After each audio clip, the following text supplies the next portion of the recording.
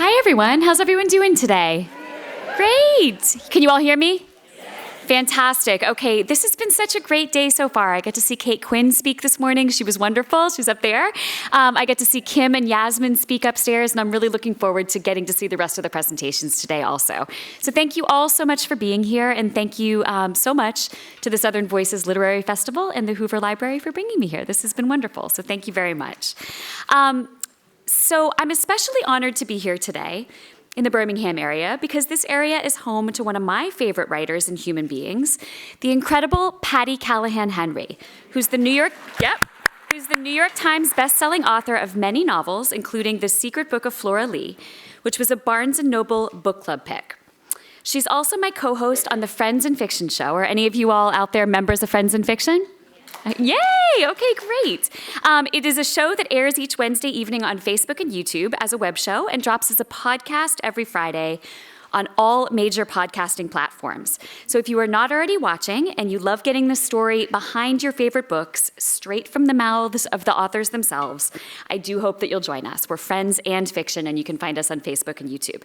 And Patty, can you stand up real quick so we can give you a quick wave to the Birmingham author? She's up there. Amazing New York Times bestselling author. We're so lucky to have her here. Now, today we're going to talk about a few of my books, and specifically about The Paris Daughter, my most recent, which is a novel about people just like us finding strength they didn't know they had during and after World War II, and finding a way forward in the darkness, which is something that applies to all of us, even nearly 80 years after the end of the war. I think, in fact, that that's why many of us enjoy reading historical fiction. These stories of the past, based largely on real-life tales of survival against the odds, still resonate so strongly today because we all need to be reminded that we have within us the strength and the fortitude to face anything, even if we have not had to find that well of courage yet in our own lives. So today I'm going to start off, as you can see, with some prepared remarks, and then we'll transition into a conversation. I'm going to talk to you a bit about The Paris Daughter, and then I'm going to tell you a bit about discovering strength I didn't know I had when I was faced with an unexpected challenge last year.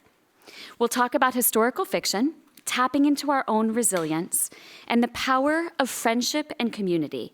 And then I would love to take your questions. So please be thinking of things you'd like to ask me. It's one thing for me to get up here and talk at you, but I find that at these kinds of events, especially where it's a room filled with people who love books, the best parts of these are when we can talk together. So if there's anything you'd like to ask me, no pun intended, I am an open book. So now on to The Paris Daughter, which came out last June. And I will warn you, I give this talk, and I always have one person say at the end, oh my gosh, I thought you were going to give away the ending. So I'm just painting a scene for you, but then I promise I'm not going to give anything away. So The Paris Daughter opens in the final idyllic hours in Paris before World War II begins. Those last moments when our two main characters, Elise and Juliette, can believe in a beautiful, brilliant tomorrow where nothing can go wrong. After all, they're both Americans in Paris, both married to handsome Frenchmen, both pregnant and looking forward to the change they know the new babies will bring to their lives. Juliette already has two sons, Claude and Alphonse, and she's married to Paul, a wonderful man and an amazing father to her boys. Together, they own a bookshop in a suburb on Paris's western edge, just south of the Longchamp racecourse. She and Paul worry about money and about keeping their little bookshop afloat, but they're very much in love, and all in all, they're happy. Elise, on the other hand, has a life that from the outside looks easier. She's married to Olivier, a famous painter, and she moves in the same circles as Pablo Picasso and the wealthy tastemakers of pre-war Paris. Elise is an artist too, a woodcarver. In fact, that is how she and Olivier met a few years earlier in New York. But her husband's career has eclipsed hers, and she's not happy living in his shadow, nor is she happy with the way that as soon as she moved to Paris to be with him, he began to act as if her talent didn't exist, and her only purpose was to be an ornament on his arm. Like Juliette, she's pregnant, and she's convinced herself that once the baby's born, her relationship with her husband will change for the better. Both babies arrive in January 1940. Juliet names her daughter Lucy. Elise names hers Mathilde.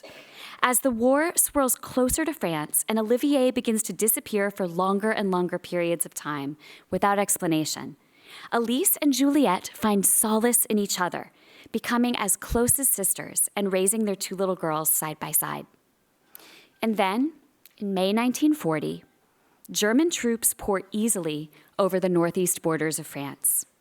By the 8th of June, Parisians could hear artillery fire in the distance. 2 days later, the French government fled Paris, and on the 12th of June, Paris was declared an open city, meaning that the French would not defend their capital.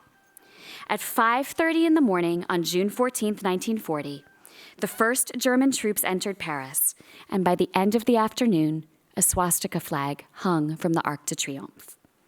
It is to this backdrop that Olivier becomes more and more involved with the fledgling French resistance, despite Elise's pleas to consider their family, especially their newborn daughter. Think of Mathilde, Elise pleads with him the following summer. Think of the risk to her should you be discovered. Please, Olivier.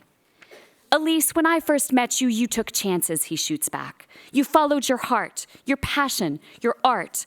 What happened to that woman? Elise's eyes fill with tears as she replies.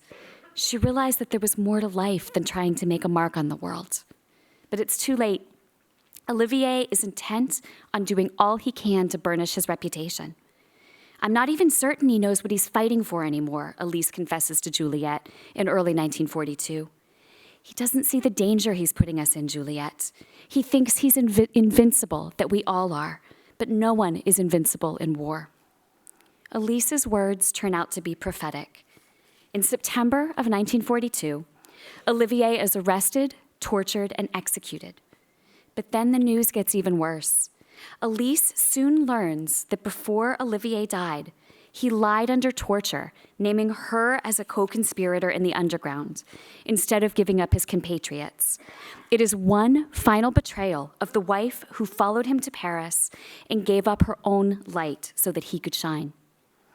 Now the Germans are after her, and the only chance of survival for both herself and Mathilde is to get out of Paris.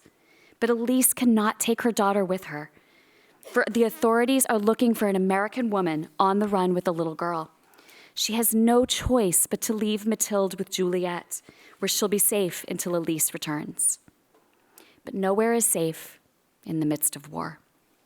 And one sunny day in 1943, with Paris in bloom, the Longchamp racecourse near Juliet's bookshop opening for the season, and the world looking as beautiful as can be, the air raid sirens begin to wail, and an ominous rumble fills the air. Claude, Alphonse, Lucy, cries Juliet. Get the boys to the cellar, shouts her husband, Paul. I'll get the girls. There's an explosion outside, very near, and the ground rolls, nearly throwing Juliet off her feet. The children are screaming. The air is thick with dust and debris. Another bomb explodes so close that the front window is shattered, sending a spray of broken glass into the store. Juliet is a millimeter away from grabbing little Alphonse's hand, a centimeter away from Claude, when a sudden whistling overhead turns into an urgent shriek. In the millisecond before the world goes black, Juliet knows exactly what is about to happen and that there's nothing she can do to stop it. It is already too late. An Allied bomb intended for a nearby automobile factory has landed directly on the idyllic little bookshop. Not everyone survives. And by the time the Germans are driven out of France and Elise returns to Paris in September 1944, Juliet has vanished without a trace. Elise learns only that Mathilde has been killed and that the only person who can tell her what happened in her daughter's final tragic moments has disappeared. The only sign that Mathilde ever existed at all is a small headstone in a cemetery along the Seine River. And so goes Elise's life, or a half-life really, the kind you live when you blame yourself for your child's death and when you don't know what happened in her final moments, until 1960, 16 years later, when Juliet resurfaces in New York and Elise must cross an ocean to find the woman who holds the answers to her daughter's final moments. What she discovers there will change everything. But you'll have to read the book to find out what happens next. So that's The Paris Daughter. Now, people often ask me why books about World War II are having such a moment, and in fact, why that moment has lasted so long. And I know Kate talked very well about that today and about historical fiction, and it was funny listening to her talk. I was thinking, gosh, like they're going to feel like I'm echoing. I think we have a lot of the same feelings about what works in historical fiction and why it resonates. But one of the reasons that I think people gravitate toward World War II in particular is that we're losing the greatest generation now, the generation that lived through that war as adults. And so many readers today feel a very personal connection to that time period through parents or grandparents we loved deeply and missed terribly. So certainly I feel that way about my own grandparents, who I miss very much. Another reason for the genre's popularity, I think, is that at their heart, most World War II stories include the broader, everlastingly familiar story of good versus evil. We know who we're rooting for. We know who we're rooting against. But it's what the author does in the middle that makes the tales so tantalizing, kind of like any superhero story or movie. Knowing the good guys and the bad guys from the start gives us a familiar big picture starting place, and we're invested right away because we know where we are in that world.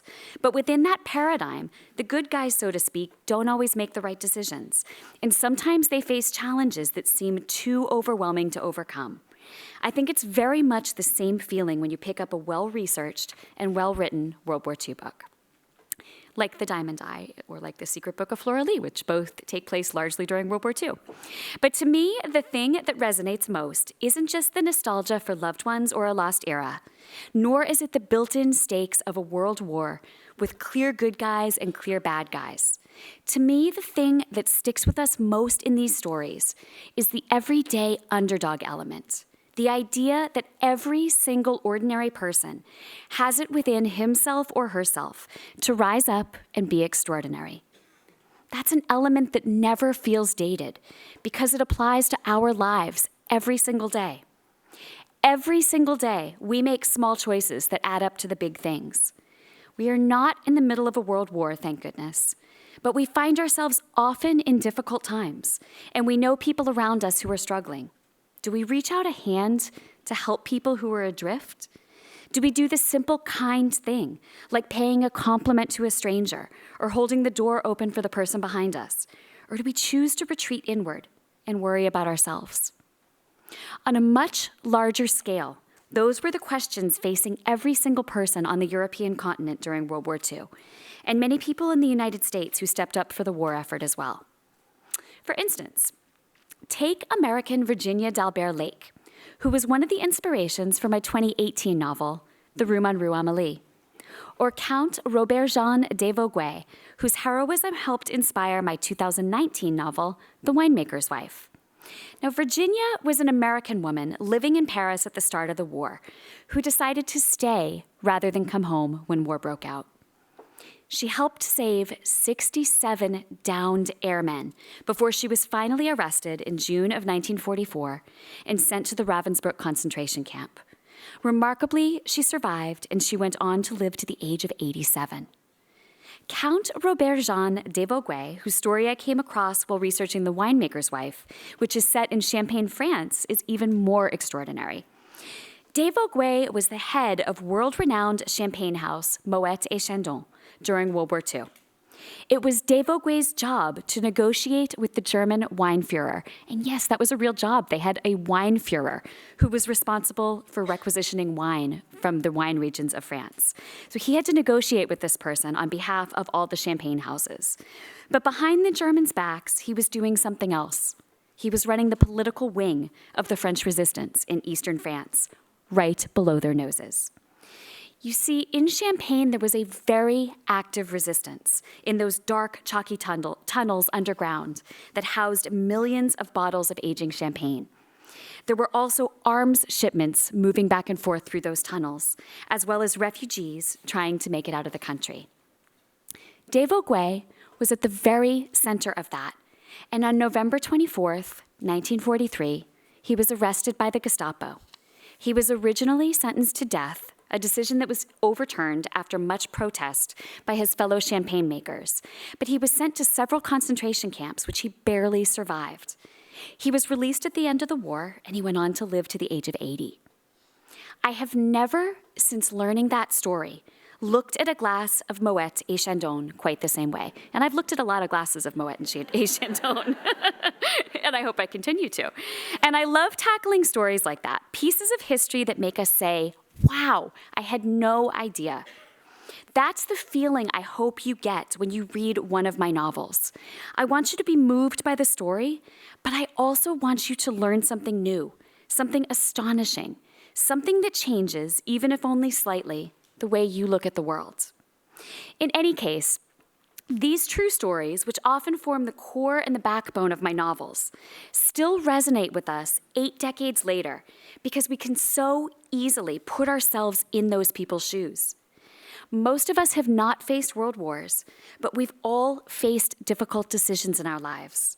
We've all had to summon our courage. We have all, at one time or another, had to become stronger versions of ourselves, versions we perhaps didn't know existed. We can all imagine being in the shoes of someone like Virginia d'Albert Lake or Count Robert Jean de Vogüé. Do I go on with my mostly comfortable life, or do I answer the call and risk my life to save others? In each of our daily lives, we will be asked questions that test us and that give us opportunities to bring sparks of light into the world in ways both big and small. I can tell you personally that I don't always make the brave choice. Sometimes my decision is to protect myself and my family rather than to walk into the fire. And that's okay. That's human. And there were many people during World War II who made that decision to simply tread water until the worst was over. But those are not the decisions that change the world, that make it a better place. The decisions that make this world better are the brave ones, the strong ones, the extraordinary ones that spring from the lives of ordinary people. And I hope that through my own writing about that time period, about the inner workings of people who made those difficult choices, I am learning to be braver, stronger, and more extraordinary in my own life. And I hope you find some inspiration and some fuel for your own strength in those stories and in all the books you choose to pick up, such as Kate Quinn's books and Patty Callahan Henry's books, and all the wonderful books that you're going to learn about today. I think that one of the beautiful things about literature is that it lets us continue to grow day after day, year after year, by letting us walk a mile in the shoes of other people. Now, people often ask me how I got started as a writer, and I've enjoyed hearing other people's stories about that today. So I'll tell you briefly a little bit about that and how my career started. Like many of you, I have always been a reader, and I know I have my mom and my grandma to thank for that. My very earliest memories are of the two of them reading me books. I was 3 years old when I realized that all of these books they were reading to me were actually written by real human beings.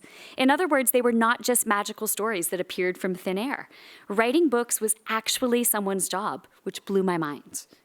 I was instantly hooked, and by the time I was 6, I was attempting to write my own. How many of you read Bobbsey Twin books growing up? Do you remember the Bobbsey Twins? All right, me too. Well, I did. I was obsessed with Freddie and Flossie, Nan and Bert. And my mom still has my first attempt at an actual book, a stapled together story, complete with chapters and illustrations, of the Bobbsey Twins going to Ohio, where I lived at the time, to solve the mystery of my dad's missing solid gold tuxedo. Now, in case you were wondering, my dad is not a pimp. And as far as I know, he has never actually owned a 14-karat gold piece of formal wear. But a tuxedo was the fanciest thing I knew of at the age of 6, and gold was the most expensive. So there you go. I cannot tell you that this was the most well-plotted book in the world, but I can tell you that I was hooked. I was 6 years old with absolutely no power in the world. But when I sat down with a piece of paper and a pencil, and also apparently a stapler, because there are like 50 staples all over this thing, and not just to hold the pages together, I just randomly stapled things all throughout. But I could create an entire universe on the page. That realization changed everything for me. As I got older, though, I knew that it would take me a little while to figure out how to write books, and that I would need a way to support myself in the meantime. So around the time I was 15, I decided that while I worked out how to become a novelist, I would become a journalist. It seemed like the perfect solution. I could learn more about writing, and I could get to talk to people and learn more about what made them tick. It sounded fantastic. Now, I knew intellectually that people went to college for that sort of thing, but I figured, well, I might as well get a jump start in the future. I mean, college was still a few long years away, and as you know from my 14-karat gold tuxedo story, I was a bit of a weird kid. So right after I turned 16, I threw myself wholeheartedly into this new plan of becoming a journalist, reading as many books as I could about how to write for magazines. The general advice was that aspiring writers should write query letters, pitching specific ideas to magazine editors and explaining why they were qualified for the job. So that's just what I did. I was certain at the time that I wanted to be a sports writer, actually, so the first query I wrote was to a local magazine called Tampa Bay All Sports, suggesting a story on the St. Louis Cardinals Fall Instructional League, which was a sort of training camp for the highest prospects in the minor league system, which took place right there in Tampa Bay, where I grew up, where I was living at the time. So the one thing that I cleverly omitted from that letter, though, my age. As far as the editor knew when he called to assign me the story, I was an adult. Well, I was determined to keep up that ruse without it actually being a ruse. So in other words, I never misrepresented my age. I never actually mentioned it. So I remember being so nervous the first time I went out to interview players and coaches that I memorized and rehearsed all my questions in advance. And I dressed how I thought a grown-up reporter was supposed to dress, in khaki pants, brown loafers, and a button-down Oxford shirt. I even talked in a deeper voice because I figured that that was how adults probably sounded. So further complicating matters was the fact that when I was 16, I did not look a day over 12. Like I'm not even kidding, I lived in constant fear that I would be out on a date and somebody would hand me the kids menu, but luckily no one really ever asked me out on dates, so problem solved. So I'm sure, looking back, that there must have been some very baffled ball players that day to see a 12-year-old dressed like a dorky dad, circulating among them. But nevertheless, I completed the interviews and wrote the story, and soon the editor called, still not knowing my age, and he assigned another one. This one on the Tampa Bay Lightning, the NHL team in Tampa Bay. Sure, I said. Then he asked me for an article on the Tampa Bay Bucks, the NFL football team. Sure, why not? So I was in and out of NHL, NFL, and Major League Baseball locker rooms, talking to some of the biggest names in sports for 3 months before the editor finally met me face to face at an event he sent me to interview sports stars Bo Jackson and Herschel Walker. I remember him just staring at me as the pieces added up for him. "You're Kristin Harmel?" he said. Yes, I replied. He stared some more and then said, "Well, how old are you?" And I gulped and said, 16? Is that a problem? And he continued to study me for a very long time. And as he studied me, I had the feeling that my future was hanging in the balance. And maybe in a way it was. But finally, he slowly shook his head and said, "Well, I guess not. You can write." And thus began my career. So by the time I was 21, after years of freelancing for national magazines, I was working for People Magazine's Miami bureau, where over the course of about a decade, I covered 4 Super Bowls, the MTV Movie Awards, an NBA All-Star Game, and numerous personality profiles, both of celebrities and of ordinary people. I got to talk to stars such as Ben Affleck, Matthew McConaughey, Gene Hackman, Bruce Willis, Justin Timberlake, and many more. And can I just say, I so appreciate being able to say that to an audience of people who know who those people are, because I just spoke a couple days ago to a high school, which was lovely. They were such a great group, but as I was saying them, I was like, these people don't know half these names, and it made me feel really old. So thank you for understanding who they are. I got to hang out with the cast of Dawson's Creek on the set of their final episode, and I got to ride around Atlanta with the 2 guys from the hip-hop duo Outkast. I hung out at the Super Bowl with Paul Rudd. Mary Kay Andrews would be jealous, right, Patty? Yep. And I watched auto races with Patrick Dempsey. I flew to London to interview the cast of Harry Potter, and to New York to sit down with Sarah Jessica Parker, and to LA for Bradley Cooper. I also covered murders and tragedies, medical breakthroughs, and so much more. But my favorite stories were always the heroes among us stories, the tales of ordinary people, just like you and me, who had chosen to do extraordinary things to make the world a better place. I think in a way that is exactly what I write about now in the context of World War II, but in a way that seed was planted for me more than 20 years ago during that time with People magazine. Now, when I was 23, I began writing what would become my first published novel. I was 24 when my literary agent sold it in April 2004 to a publisher. So believe it or not, that means I've been writing novels now for 20 years. And for the last 14 years of my career, I've been writing mostly about World War II in novels including The Sweetness of Forgetting, The Room on Rue Amélie, The Winemaker's Wife, The Book of Lost Names, The Forest of Vanishing Stars, and of course, The Paris Daughter. What have I learned from writing those kinds of stories? Quite a lot, actually. But not just about the things you might expect.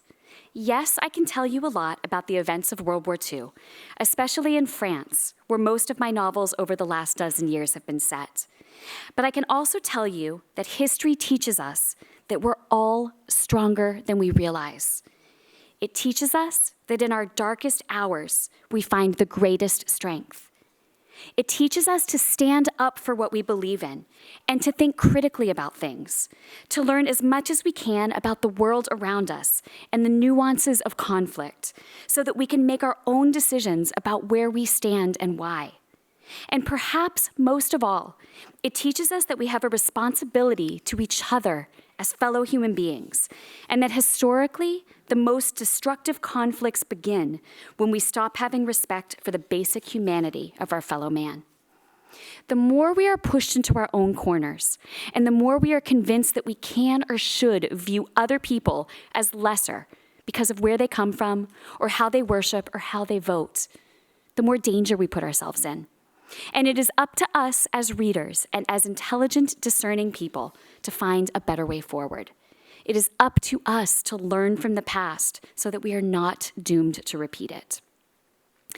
Now, I wrote The Paris Daughter from late 2021 through the summer of 2022. I was still in the final stages of editing in the fall of 2022 when something changed in my own life, and I want to tell you about that now. I went in on October 12th of 2022 for my standard annual mammogram, just under a year and a half ago. The mammographer said that she saw something unusual and wanted to order an ultrasound.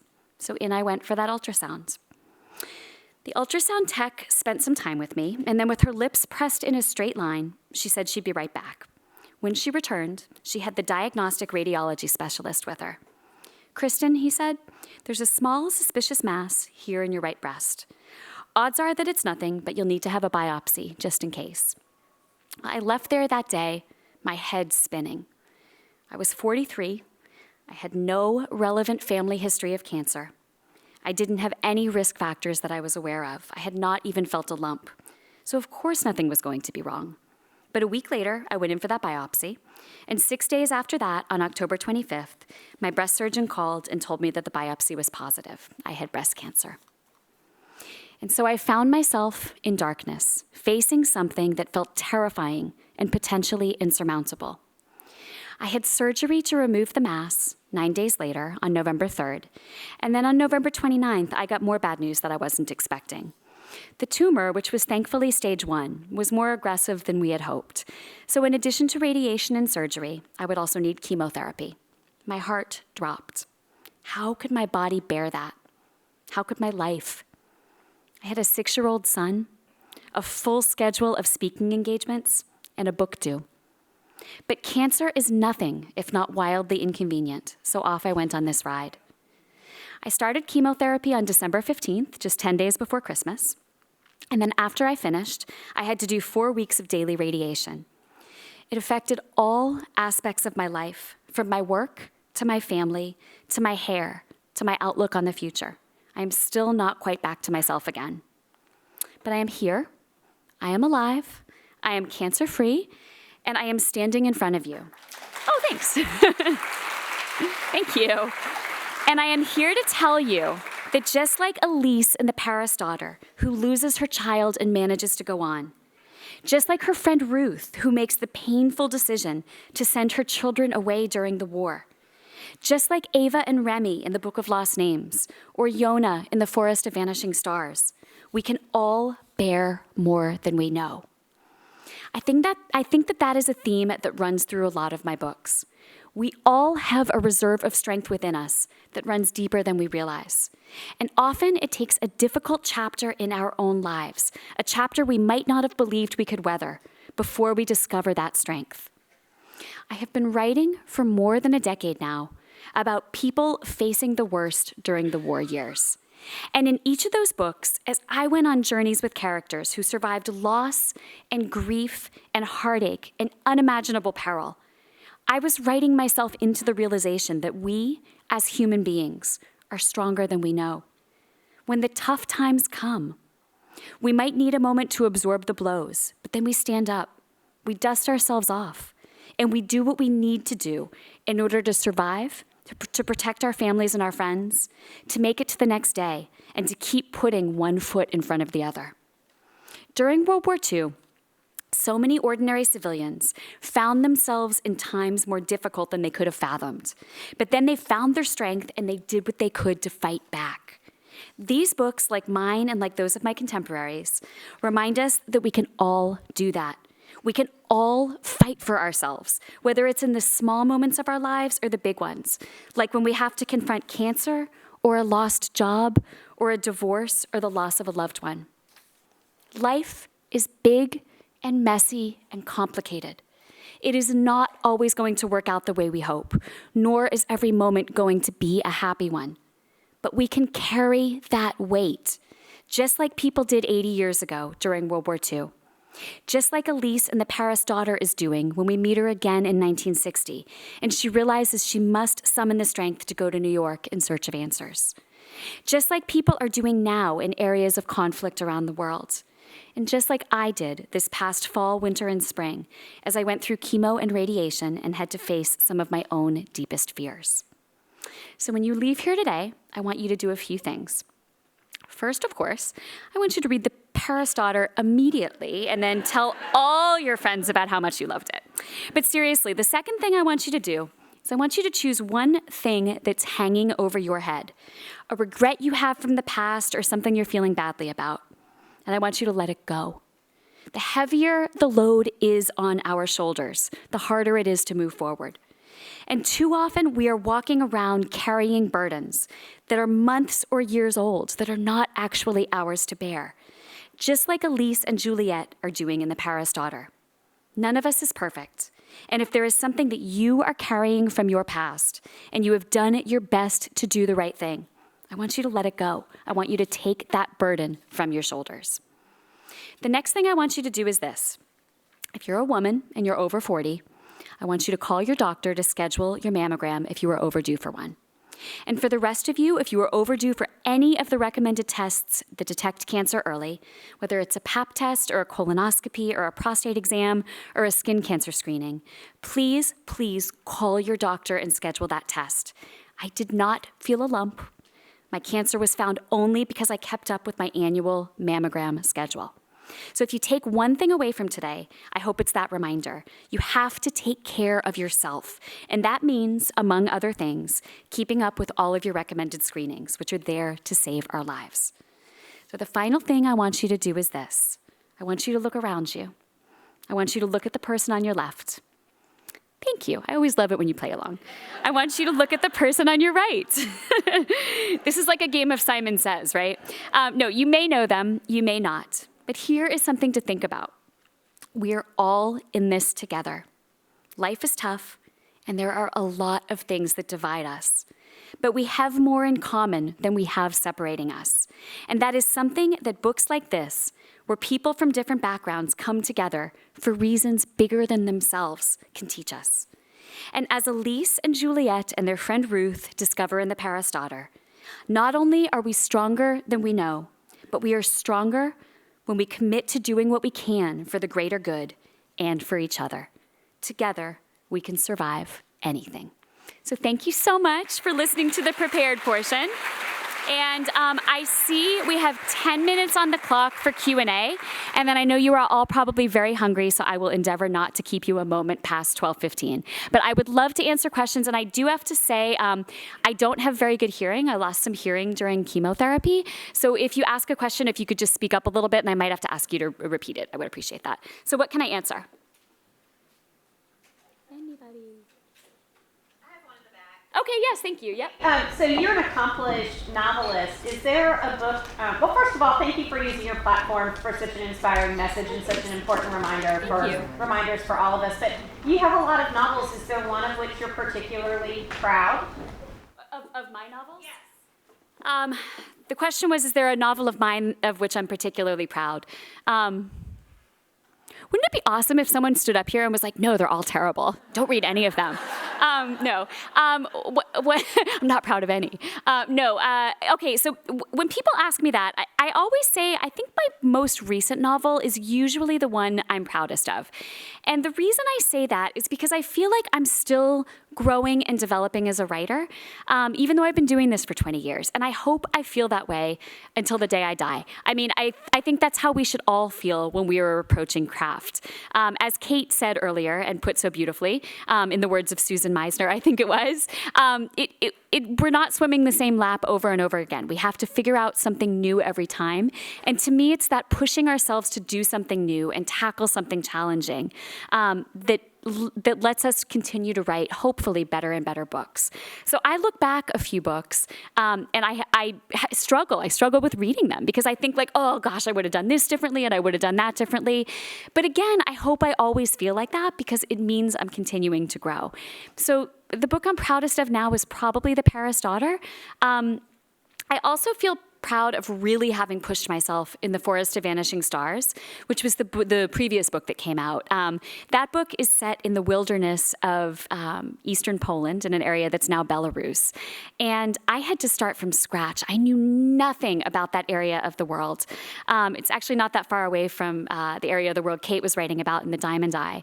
But I had to really start from scratch, and not just to learn about that part of the world, which actually is where my dad's side of the family is from, so that was kind of interesting, but to learn about what it was like to survive in a forest. I don't know if you can tell from looking at me, but I'm not a very survivally foresty person. So that was a big jump or big push out of my comfort zone. So I'm proud of myself for being able to do that. And then a sentimental favorite of my books is probably The Sweetness of Forgetting. It was my first World War II novel. So it was the one that kind of pushed me into this phase of my career. But it also includes a piece of me in it, which I don't usually put a lot of myself into stories, but I was losing my grandmother to dementia at the time, and really struggling with that. And the book is about a woman losing her grandmother to dementia.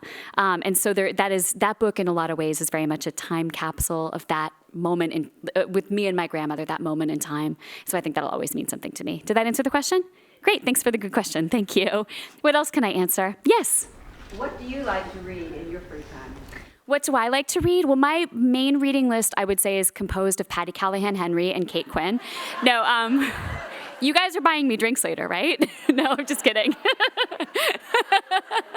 Kidding. No, I truly, they are two of my favorite writers. I'm joking and saying, but you honestly, both of you really are, and I hope you both know that. You always have been. So I like to read a lot of historical fiction, and I think Patty and Kate would probably agree with what I'm about to say, which is that we probably don't have as much time to just solely pick up books for pleasure as we'd like, because one of the beautiful perks of being an author is that you're asked to blurb other people's books, and that means that you get sent an early copy of the book to read it and to basically provide an endorsement quote if you liked it. So I look at that as a huge honor to be able to do that in my career. And so I would say the bulk of my reading is for other authors whose books haven't come out yet, which is kind of nice because it means you kind of get to read the book without having formed any impressions about it already, right? Like you're just kind of coming in cold. I love that. Patty and I also, as I mentioned, are co-hosts on a show called Friends in Fiction, along with Mary Kay Andrews and Christy Woodson Harvey, who are also New York Times bestselling authors. And we feature a different author on the show every week. We had Kate and her co-author Janie on recently. And we try to read those authors' books too. And I would say that one thing that working with Friends in Fiction has taught me is to read outside of my genre, because that it is there that I discover books I love that I never expected to fall in love with that way. I think prior to Friends in Fiction, I tended to mostly read in the genre I was writing in. And now, because we have guests from all different backgrounds who are writing all different kinds of books, I'm kind of forced to read these books that maybe I wouldn't have otherwise picked up. And it has taught me to not think of ourselves as just readers of one type of story, because if a person is telling a story well, you're going to fall into it, you're going to become engaged with it, and I think that's really broadened my horizons. Did that answer the question? Okay, perfect, great, thank you.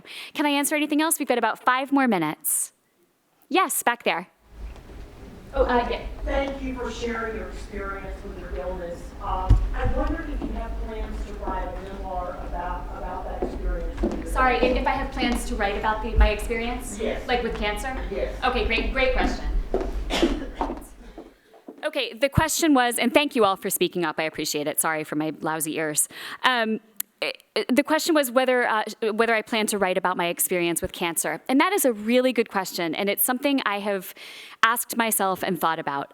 I do make sure to speak about it wherever I go, because I think it's an important reminder, not just specifically for breast cancer, but just in general, taking care of yourself and keeping up with those kinds of things. I also think it's an important reminder that we do have within us a strength that we maybe don't even realize is there. So that's why I make an effort to talk about it. I actually tried, in the book that I'm working on now, that'll be out in 2025, I tried to insert a small storyline with a character with breast cancer. It wasn't the main story, it was the mother of one of the characters. And I did it because I felt like, okay, I've gone through this, I kind of know all the beats of this now. I feel like I should try to put it in a book. And it didn't work. I'm too close to it still. So even though I can get up in front of you and talk about it, and I'm happy to have any one-on-one conversation about it, like I really do feel like I want to be an open book about what this journey has been for me, and I'm happy to answer any questions about it. But I think I haven't fully processed it myself yet, and I think I haven't fully finished grieving the life I knew before in a way, and I think I need to keep working my way through that own stuff before it comes back out of me on the page, if that makes sense.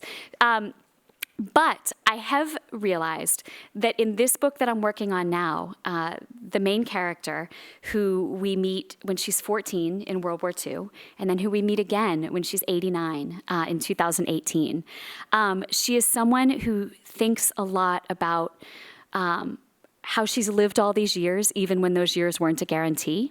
And I think as I've dealt a lot with her confronting her own mortality in the book, that has been me dealing with having confronted that also. So I think there are pieces of that experience that are finding their way in, but I don't think I'm ready to write about it directly yet. So that was a great question. Thank you. All right, I think we have time for one more. It's 12:13, and I'll try to be not long-winded about it. Yes?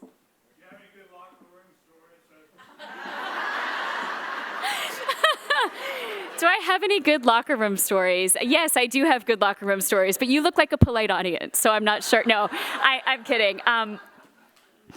What is a good one to tell? You know what? I can't think of one off the top of my head, but yes, I did have great locker room stories. But you know, this was in the late 90s, the mid to late 90s that I was doing this, and it was a really, really different time. Like now I think that we don't bat an eye at female sports reporters, right? Like there are a ton of television sideline reporters for ESPN, for all the major networks. There are a lot of women writing sports. There weren't when I started out. There really weren't. And not only being young, which was an obstacle to overcome, and looking even younger, but being a female in a locker room was really difficult because it really was, because I had a lot of people like flat out say to me, like, you're just here to pick up baseball players or football players or whatever. I wasn't. That wasn't what I was doing, and that was a really difficult obstacle to have to overcome. But I can tell you how you should probably stand in an NFL locker room so that you don't accidentally catch a much bigger glimpse of a lot of football players than you would like to. So I'll leave it there. Yeah, I'll think about that later, and if you see me, I will see if I can come up with a good locker room story to tell you, because I do have a bunch. It's just years since I've talked about them. So thank you. Great question, and thank you all. I really appreciate it. I hope you enjoy the rest of today, and thank you so much to Southern Voices.